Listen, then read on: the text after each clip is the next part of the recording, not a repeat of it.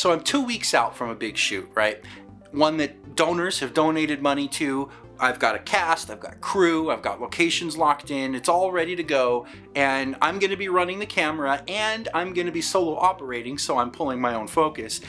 And my monitor takes a dump. My monitor just craps out and stops working, which is a problem because I'm going to be using manual focus cinema lenses, so I need a good reliable monitor with really good focus peaking. So I took to the interwebs to try to find a replacement monitor within my budget within the 2 weeks that I had. So I'm looking at the likes of Small HD, Lilliput, Atomos, all these great monitors that have all the things I need and have really good focus peaking, and they're all neighborhood of $1,000. So I'm searching and I'm pages down on Amazon, and I come across this monitor, the Avideone 7-inch monitor. Now, according to their page, this monitor only just became available in December 2022, which means it's a brand new monitor, which makes sense why there were very few reviews on the site, and I haven't been able to find any videos talking about it except for one, I think. So nobody really knows about this monitor. But in what I did see, it looked like it had good focus peaking, and it looked like it had everything else that I needed. So I spent my own money and I bought myself one of these monitors. And let me tell you something, my friend, I'm swearing by this thing. I've been recommending it to all of my filmmaker friends. In fact, I'm planning on buying a second one to build an AC station with one and have another one on my camera rig. First of all, yes, it has really good focus peaking, as you can see right here on there. And that's only at level, what is it? Level 90 of the red setting of focus peaking. I can go all the way up to 100, I can change it to green, I can change it to blue, I can change it to white. Blue is probably not the best one to use right now because I've got the blue lighting, so we'll stick with red. And I'm going to take it back down to level 90, 95, right about there. So obviously it's a touch screen. And you've got all of these different settings. False color, waveform. You've got all the different exposure settings that you could want.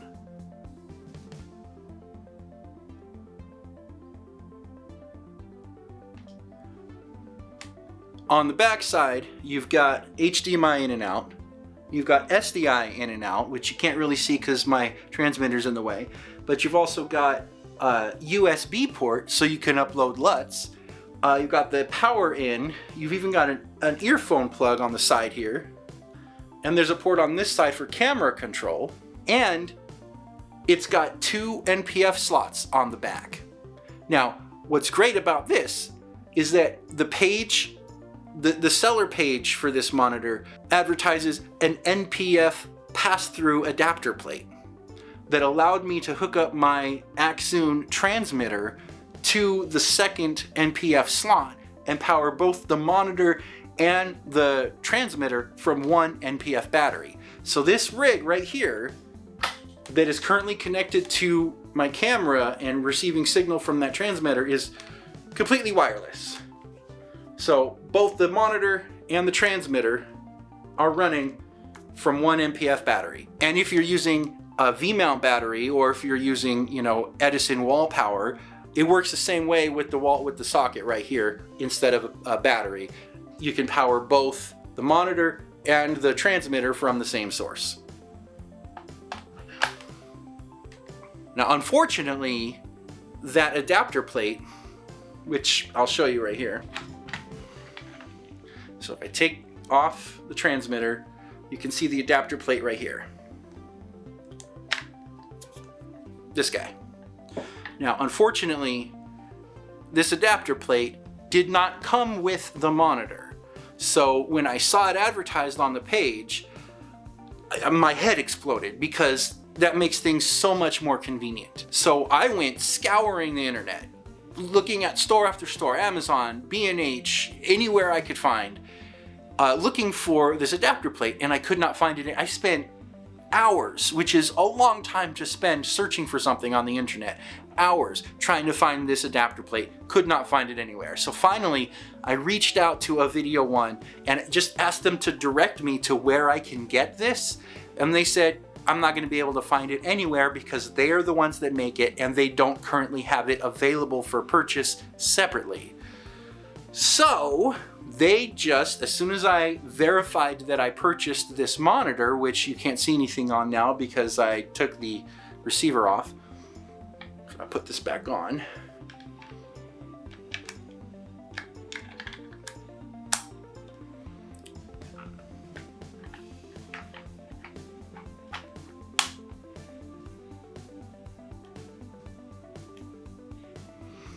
And we're back. So I spoke to a customer service rep from Avideone who was very kind, very nice, very helpful. And they just, as soon as I verified my purchase of this monitor, they just sent me the adapter for free. So I'm not sure what their plans are as far as selling that adapter, whether they're going to include it with the monitor in the future or sell it separately or what, I don't know. But as of the time that I purchased this, it's not included, but just talk to them and they'll send it to you for free. They sent it to me at no cost, which was great on them. I really appreciated that level of service with them. Now I've had this monitor for a couple of months now, and I've used it on I used it on that one big shoot, and I take it with me to shoots with my production company where they use Atomos monitors, but I bring this and I use this instead because I like the focus peaking on this better than the Atomos ones. And I just love this monitor. I literally swear by it. It is made of plastic, but it does not feel cheap at all. Like, I've had metal monitors that don't feel nearly as nice and secure as this one. It's got mounting points on the bottom, mounting points on the side there, and then on there. The only thing that I might say I would have liked to see a mounting point on the top. There isn't one. There's a vent there instead, which when I had the monitor mounted on my camera rig, I didn't even realize that there wasn't a mounting point on top. When I tried to put it into this cage and build an AC station with it, that's when I noticed. But you know what? I mean, it's fine. Not having a mounting point on top is not preventing me from using this as a first AC station monitor. So it doesn't even bother me that there's no mounting point on top.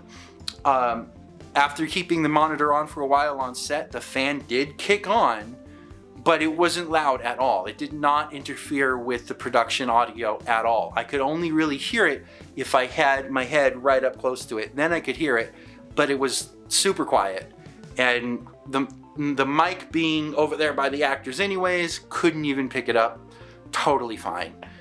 Not even an issue. I would easily say that this monitor, which I bought with my own money, and I'm making this review of my own, like no one asked me to make this, I genuinely just feel like I stumbled upon a nugget of gold and I'm trying to share it with everybody. This monitor, I would say easily compares with Small HD, Lilliput, Atomos, professional quality monitors with all the things that it has, the exposure settings, the IO, the power, all of that, the dual MPF plates, all of that easily compares with professional level monitors. But here's the kicker.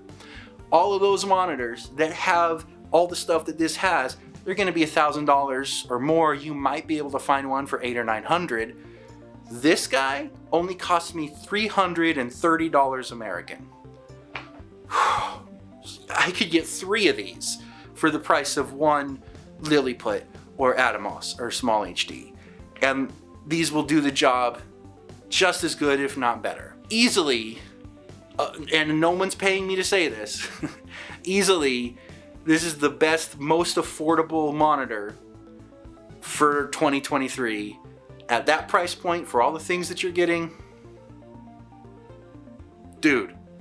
So if you're in the market for a professional quality monitor that isn't a recorder, because this is not a recorder, it's just a monitor, that can compete with the Small HD, the Lilliput, and the Atomos, but is affordable because you're on a budget, then this is the monitor for you. The best affordable monitor of 2023 and probably beyond. I highly recommend the Avideone 7-inch monitor. I'll put the link in the description. I'm Thomas Tulloch, and this is Filmmakering Like a Boss.